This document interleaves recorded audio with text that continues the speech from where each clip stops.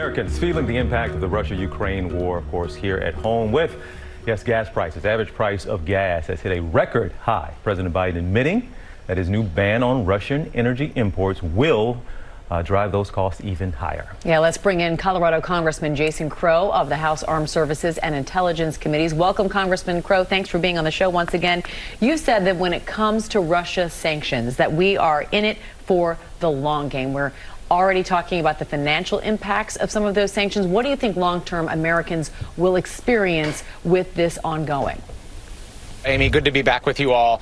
This has got to be an all-hands-on-deck moment for America. I mean, we have for a very long time, for decades, been buying oil from tyrants and dictators, and it has to stop.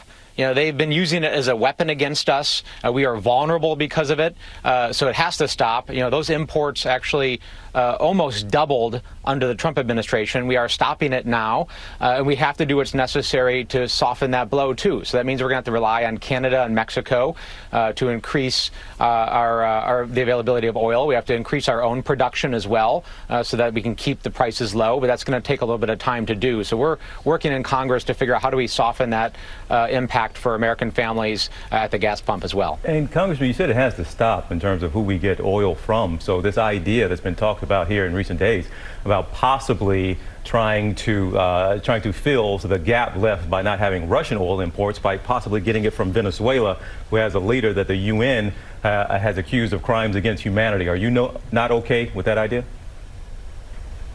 Yeah, I'm not okay with that. You know, we can't exchange one tyrant and dictator for another tyrant and dictator. I mean, listen, I'm an Army Ranger, former Army Ranger. I served in combat in Iraq and Afghanistan, and I know the brutality of war. I know what it's like for those families, for those kids. I mean, we've all seen the images of these young kids carrying plastic bags on that refugee highway, fleeing the fighting in Ukraine, and how devastating that is. You know, any parent, any mother or father is having their heart ripped out every time we see those photos. We can't be supporting that. We can't be supporting these tyrants and dictators that are killing women and children and destroying and bombing cities. We can't support it anywhere. So this is an all-hands-on-deck moment for America to say, you know, our values matter, freedom and democracy matters, and we're going to come together. We're going to make the hard choices to do this better, do this the right way. We did it in World War II when we all came together, and there were steel drives and copper drives and people collecting old tires.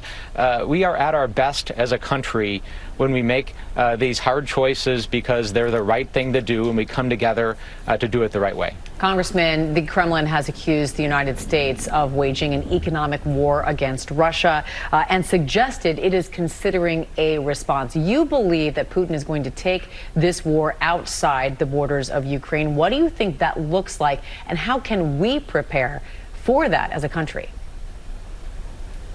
Yeah, I do believe Vladimir Putin is a very dangerous man. I believe that he's boxed himself into a corner. I believe he's desperate. He's started a war that he may not be able to win. That's going to be very brutal for him because the Ukrainians are fighting back fiercely. They're resisting. They're not willing to give up their country and their freedom. So he's going to lash out. And I think he will conduct cyber attacks. I think he's going to try to do everything he possibly can to inflict pain on people.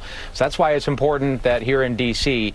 we pass these bills to bolster our defenses, that we rely on our cyber security experts, and also private industry. Our businesses have to be very vigilant and make sure they're looking for these attacks, and when they do, they report them to the authorities so that we can respond to them quickly.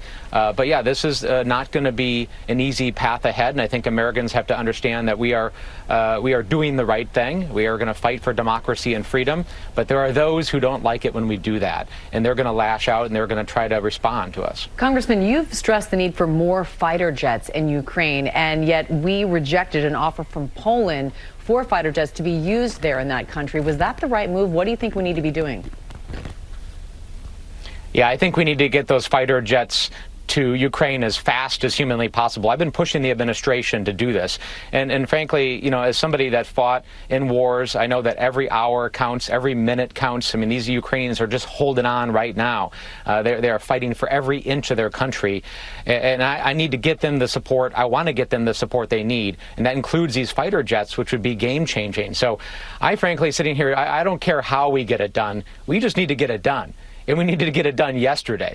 And you used the phrase all hands on deck. And the president said that Americans have dealt a blow to Vladimir Putin. But it's also dealing a blow to American families who are trying to come out of a pandemic, trying to get back on their feet financially, trying to get healthy, and they're being asked once again to make a sacrifice, a financial one that's going to end up maybe, who knows the impact in this country. So what message do you have for Americans here now to just hold on, to do the right thing, who are looking for some kind of relief, and they're being told that we're having to make this sacrifice once again, which they can understand, but it's just so difficult?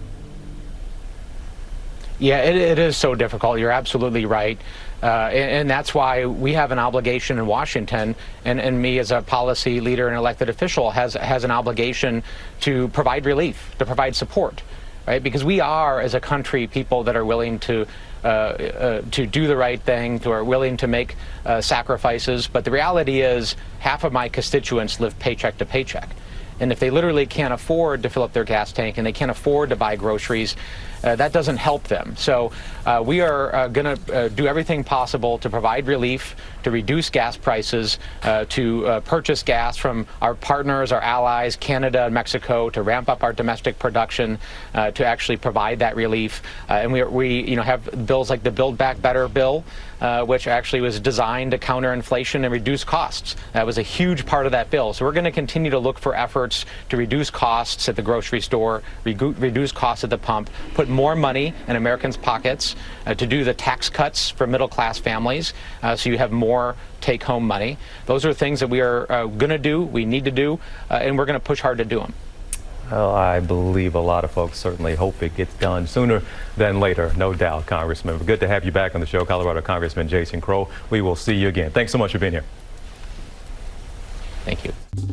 Well, hey there, GMA fans. Robin Roberts here. Thanks for checking out our YouTube channel. Lots of great stuff here. So go on, click the subscribe button right over here to get more of awesome videos and content from GMA every day, anytime. We thank you for watching, and we'll see you in the morning on GMA.